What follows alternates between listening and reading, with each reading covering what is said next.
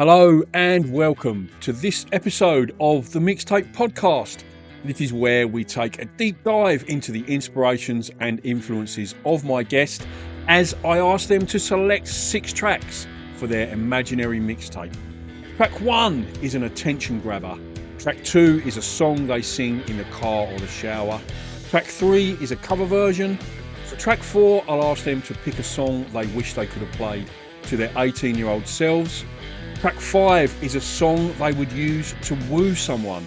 Track 6 is a track that my guest feels doesn't get the attention or recognition that it deserves. If you'd like to support the creation of this podcast, it's patreon.com/mixtape podcast, or you can check out the link in the description below. You can join for free or subscribe for as little as $2 a month. There's lots of other Patreon-only content on there, including the opportunity to ask guests a question and to have a personalised mixtape playlist curated by yours truly. There's lots of other ways you can support me, a like or a follow on social media. Again, there's links in the description for that. Or if you are listening on Spotify, you can smash the follow icon or you can rate the podcast. All of these little things go a long way towards growing the platform and I really, really appreciate it. Thanks so much for listening and I hope you enjoy this episode. Hi guys, this is Elize Ryd from Amaranthe and you're listening to the Mixtape, getting louder all the time. Perfect. Brilliant. Okay, let's get into it. Hello and welcome to today's Mixtape for KCR 102.5 and the mixtapepodcast.com. Today, it is an absolute delight to be chatting to Elize from Amaranthe. How are you, Elize? Hi, I'm great. How are you? Very well, thank you. Great to be chatting to you. I really appreciate your time coming on the show. So you're coming to Australia later on this month, touring in support of new album, The Catalyst. Is that right? That is correct. First time ever in Australia for you as a band or for you personally or both? Both.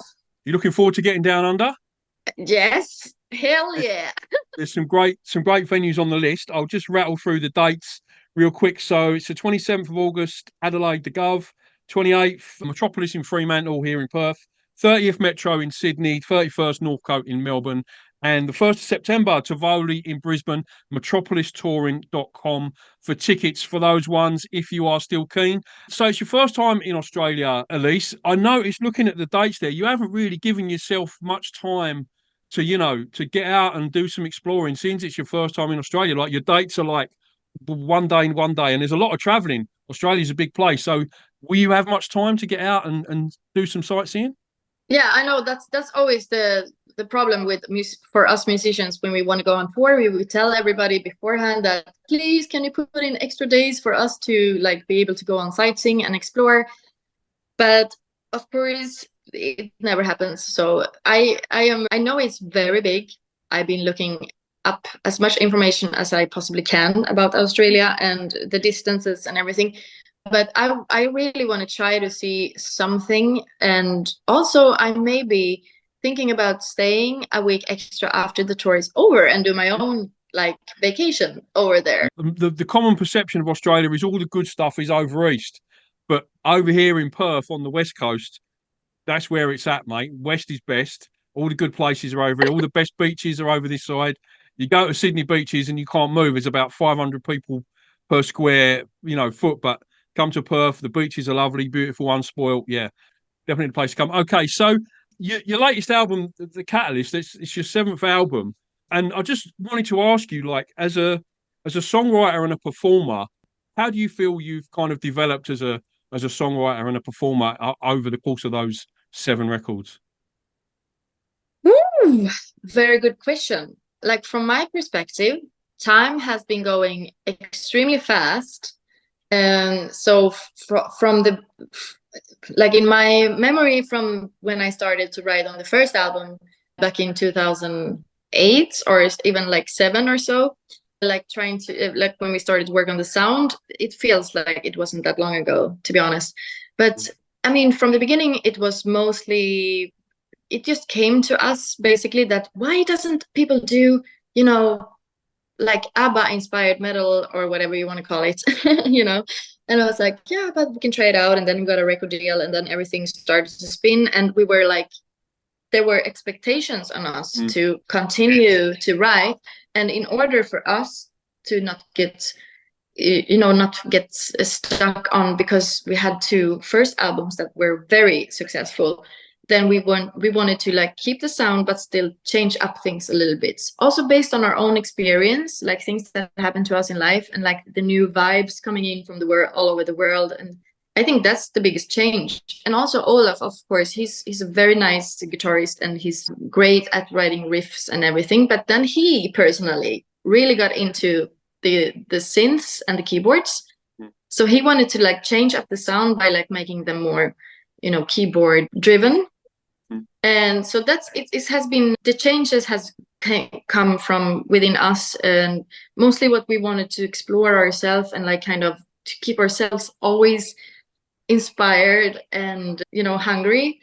So I guess now we kind of went full circle with the Catalyst, which had a lot of electronic influences. So now the next album, we already started to think about that, okay, maybe we should go back to writing the really heavy riffs and like do the Gothenburg sound metal, blah, blah. So it's the change, it comes and goes, but it's never that we feel like, oh, we don't like our previous stuff and we want to change or something. We will never change. We also love the 90s sound is what I call it, with the Euro disco and like music that was huge in Europe back then. And also Sweden has a certain melody language, which we obviously can never change because it's in our blood, and we grow up listening to what we call pop today is actually Swedish music. Like Max Martin is a Swedish guy based in metal, and he was the one who created most of the biggest pop stars based on the Swedish sound.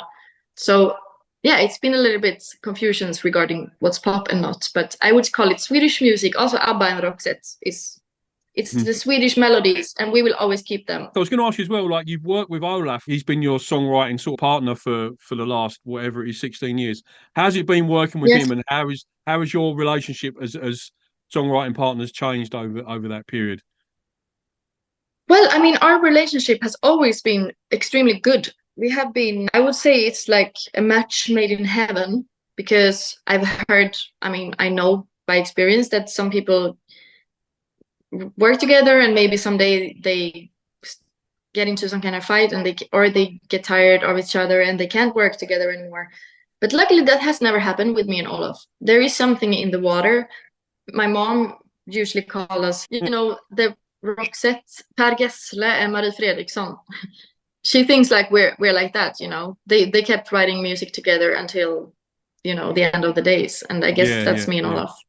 We're never going to stop. I wanted to explore as well with you, like, it's quite an unusual dynamic within the band with the vocalists.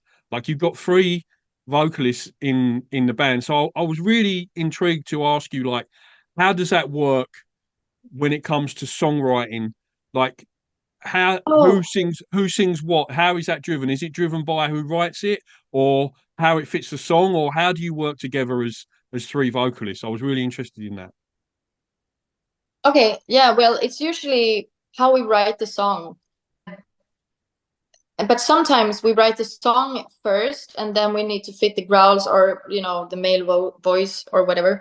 We have to decide that afterwards. And then it becomes more of like a discussion in the studio, and maybe we just try out different parts, like all of us, to hear what sounds best. So yeah, sometimes we write it from the perspective that I, for example, think like, yeah, but we should start with growls, and then should come the male, and then a short part with me, and then the chorus, or we decide before, like, you know what I mean? We can script it a little bit, but then sometimes you also just want to write from not thinking about it, and then decide later, or let the song kind of decide as we go. I wondered, fronting a band, obviously a certain amount of ego is required to front a band, and I just wondered how it worked. Like, if you ever do you ever have like, oh, I want to sing that bit, or I want to sing that part? Do you ever like write something that someone else has written and go, oh, I really want to sing that?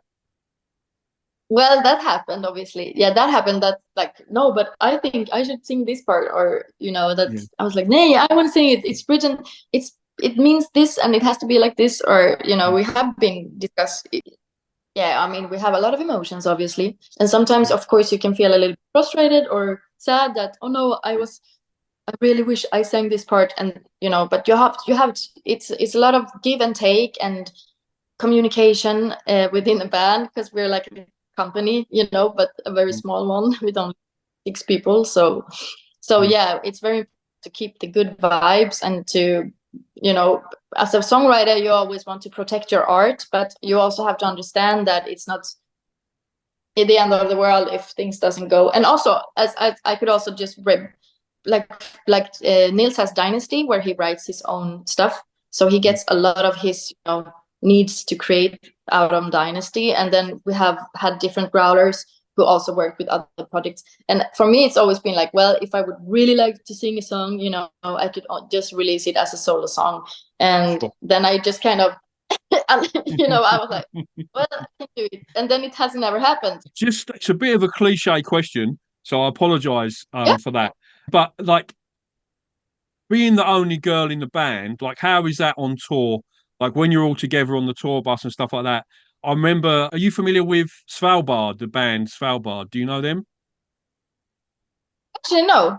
They're an English sort of metalcore band. Anyway, they have a singer and guitarist, and she's the only girl in the band. And I asked her the same question, and she said it was more like they're like a brothers on tour when they're together. Like they all look after one another, and we're not Motley Crue, I think is what the phrase that she said. Like, we don't go out drinking and partying and all that kind of stuff. So I just wondered how you found it on tour, being the only female band member. Well, I would say it's a little bit different from me then. I think it's been pretty hard, actually. It's been a lot of drinking, partying, boys, and I always try to be, the proper girl, like, oh, I don't drink, I don't want to party, I just want to sleep, give me my peace. And then I got a burnout, and then I came back from that, and now things are good. Okay. I feel sort of, being this is your first time to Australia, I feel like I'm sort of obliged to give you a little bit of a heads up on a sort of an Australian tradition that we have. Are you familiar with the term a shoey? Do you know what a shoey is? Chewy? A shoey, yeah, like a shoe, like you wear on your foot. I haven't heard the term, no, but I understand what you mean. Okay, Chewy? so it's quite a popular thing amongst musicians on stage quite often. So what you'll do is you'll remove your shoe, you'll fill it with beer, and then just drink it. That's a massive thing in Australia. It's sort of a traditional sort of celebration, if you like. Yeah, so just letting you know, that might occur. It sounds very interesting, and I'm sure, and I hope one of the boys is going to be 100% up for trying that one. I'm not sure about me, but let's see. Sometimes I go It's crazy, so. it's bad enough, I think, if it's your own shoe, but I know when Post Malone was playing in Perth, he took a shoe from someone in the crowd and used their shoe, which is disgusting. Oh But yeah, my it's probably God. probably best with one of your own shoes. I like the heads up because now I can prepare everybody to bring clean shoes Yeah, yeah. in Maybe case. just have one, yeah, on the side, because afterwards you don't want to put it back on and it's all soggy. Then, Do you know what I mean? That's the worst part, the soggy shoe afterwards, not the chugging. oh yeah, oh yeah. Okay, let's move to your mixtape track choices quickly, Elize. So whenever I make up a mixtape or a playlist, or even when I kick off the radio show, I always go in with like an attention grabber. Track one that's going to grab attention straight away. So if you were making up a mixtape or a playlist, what would be your track one attention grabber? Oh, uh, so it should be some rock and metal, right? Whatever you want. Genre doesn't matter. Whatever. Whatever you want. It's a Oh, mixtape. It's a mixtape. Anything you like. okay, cool. So you mean one song which is like If you heard it, it would grab your attention. that happened many times. So I should pick one of those songs. You mean Anyone, yeah, where anyone, yeah, yeah. okay, Chandelier by Sia. That's a great track. I absolutely love that song. There's a really cool acoustic version of that. There's just piano rather and vocals. Really? You It's can play. by Damien Rice. He's an Irish singer-songwriter, and he's barely playing the piano, just really, really sparse, just notes here and there. and he's just singing it, and it's amazing. But a great song anyway. I love that. I love that song, and I love Sia. Same here. When I heard it the first time, you know, I was like, oh my freaking God. I was like, I never heard anything like it. And I listened to it probably 10,000 times, and I thought to myself, this is going to be a big hit. Yeah. Australian artist as well. So well done, ticking the box for that. Thanks very much for picking an Australian artist. Okay, track 2, Elize. And what's the song that you sing when you're on your own in the car or the shower? Loud and proud when you're on your own. What do you sing? Maybe The Phantom of the Opera. Oh, great choice. I can imagine that. That's a shame your mic didn't pick that up then, but I imagine that sounded amazing. That might be about the third time someone's chosen Phantom of the Opera for the mixtape. Yeah, that's come up a few times. Are you much of an opera fan, Elize? Do you get out to the opera? I mean, given your sort of vocal style, I imagine that you are an opera fan. Well, I do love certain pieces, and with opera, yes, I was also dreaming about becoming an opera singer at some point, but I haven't had the time yet to go to the. I love the Mozart, Nattens drottnings aria, the aria of the you know, those songs. It's maybe one of those moments in your life where did the metal kind of just, you know, attract you more than the opera, or what was it that made you choose that over the opera singing? Like, was there a point in your career where you went consciously one way or the other? Oh yeah, I mean, I guess because I grew up listening to metal. I mean, my brother was a metal fan. He also had his own band, and my father listened as well. My mom also liked it. So it felt maybe just more close to home, that it felt more familiar to me. And opera wasn't something I've heard every day growing up. Yeah, but sure. It's the case with metal. I heard it a lot. And I love Dio. I was a huge fan of Kiss and Queen, obviously. After I heard Evanescence, I was just feeling like, well, I mean, this is definitely my thing. Track 3 of your mixtape, Elize, is pick your favourite cover version. What's your favourite cover version? My favourite cover version? Well, it should be Shannon O'Connor with the cover of the Prince song. I think that's the third, maybe fourth time that song's been chosen for the cover version. Yeah, I think it's up there in terms of... But it must be one of the best covers made ever. So I agree with those other people who said the same thing. Yeah, absolutely. It's one of them where I think we talk a lot about cover versions on the show, and when you don't realise it's a cover version, that's a sign of a good cover version. Exactly. That is a fantastic choice, and it's always an absolute pleasure to play that track. So I'm always looking for an excuse to play that on the show. So awesome. Thanks for picking that one. Okay, track 4, Elize, is what's a song that you wish you could have played to your 18-year-old self? Okay, well, I'm gonna pick something which lies pretty close in time, because to me it was extremely refreshing and inspiring. So I will choose Doomsday Blue by Bambi Thug, and in the Eurovision Song Contest. Are you a big fan of the Eurovision? Yes. If Amaranthe were asked to submit a song for Sweden, would you be keen? We have been asked, actually. I mean, really? We haven't been asked to final for Sweden, but first you need to be part of a pre-competition, and it takes 5 weeks, and it's the biggest thing here in Sweden.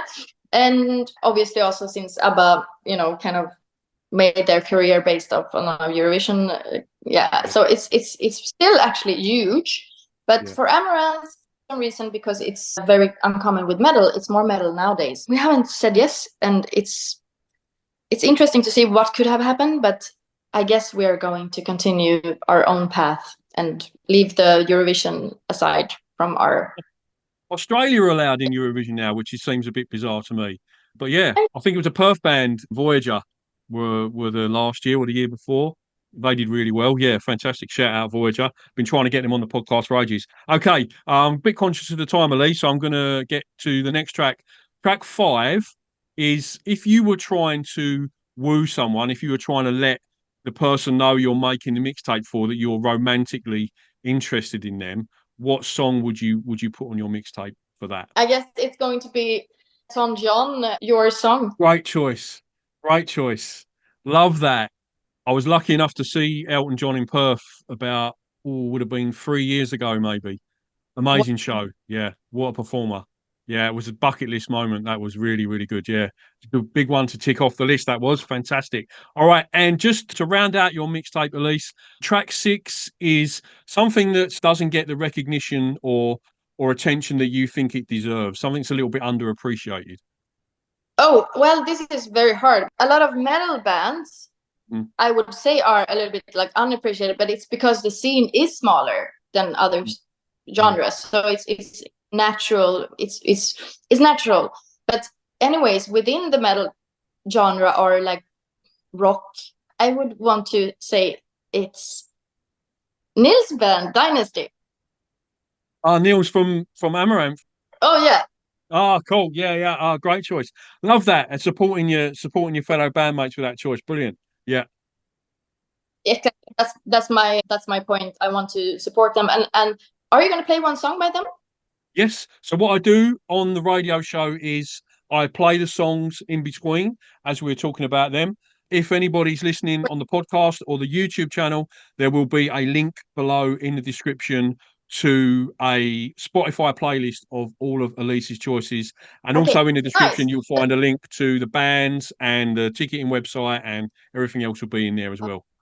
The fun thing about Dynasty is that we actually met the first time when we played a show together in London, and that was not very far after we started Amaranthe. And it seems, they have existed actually longer than our band, which is, we have very different styles, obviously, and I would say they are very much like a little bit more like the old school rock. But I've listened so much to their songs lately, and it's a lot of great songs.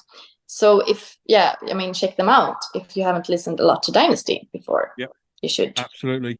Just to round things out, Elize, very quickly, what's your future plans for the band once you got the Australian tour out of the way? What are you going to be looking at for the back end of 24 and going into 25? What are you going to be up to? We are planning to. We were thinking to go to China, maybe sometime after Australia. So let's see if that happens. And then we have planned to go back to the United States on a full headline tour. And then we were making Scandinavia run sometimes later, and a huge European tour. So that's what we're planning. And also write maybe some single track that we can release before releasing a full-time album. Awesome. Okay. And your website is, I looked at it earlier and I can't remember because I didn't write it down. Amaranthe.se, as in Sweden, because .com was taken already. Okay, cool. Okay. Elize, thank you so much for coming on the show. I really, really appreciate your time. It's been an absolute pleasure chatting to you. Safe travels down to Australia, and I look forward to seeing you when you get here. Thank you. Likewise. And thanks for having me at the show. Absolute pleasure. Thanks a lot, Elize. Take care. See ya. You too. Bye. Thank you so much for listening to the Mixtape podcast. All the links that you will need are in the description below. Link to my Patreon, my guest website and social media, my social media, and the link to the Mixtape tracks playlist as chosen by today's guest. Thanks so much for listening. Until next time.